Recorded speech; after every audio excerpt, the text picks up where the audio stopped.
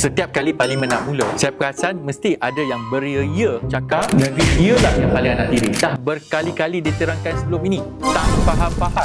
Cuma saya tak rasa ini soal agihan peruntukan semata-mata, tapi juga tentang potensi ekonomi negeri masing-masing. Kalau negeri kita ada nilai-nilai potensi tertentu, kita perlu manfaatkannya supaya boleh cipta nilai yang baru. Biar tempat kita menjadi berharga supaya ramai berminat untuk bawa masuk pelaburan. Sebab itu wujudnya keperluan wilayah-wilayah yang kita panggil sebagai koridor ekonomi.